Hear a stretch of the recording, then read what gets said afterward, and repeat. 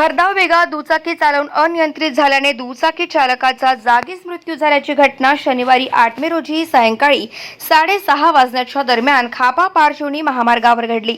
मृतक पीयूष कुमार सिंग वय वर्ष 32 राहणे विवेकनगर छोटा गोविंदपूर झारखंड तर आर्यन रणजीत सिंग वय वर्ष 24 सिकंदरपूर जिल्हा बलिया उत्तर प्रदेश येथील असून हा गंभीर जखमी झाला। सध्या हे दोघेही हल्ली मुक्काम करमभाड तालुका पारशिवनी येथील रहिवासी आहेत।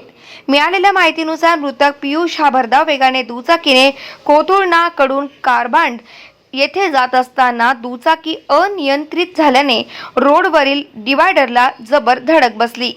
त्यात गंभीर जखमी झाल्याने त्याचा घटनास्थळीच मृत्यू झाला। या दुचाकीवर मागे बसलेला त्याचा मित्र आर्यन रणजीत सिंग वय वर्ष 21 हा गंभीर जखमी झालेला आहे। घटनेची माहिती खापा पोलिसांना मिळताच खापा पोलीस घटनास्थळी दाखल झाले।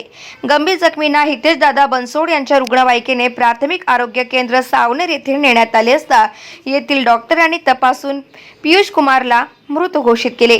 सदर घटनेचा तपास ठाणेदार सुनील दैभाते यांच्या मार्गदर्शनात पन्ना बटाववाले आणि विशाल महालकर यांनी पंचनामा करून प्राथमिक कारवाई केली असून पुढील तपास खापा पोलीस करीत आहे। गाव माझा न्यूज करिता किशोर गणवीर, सावनेर, नागपूर।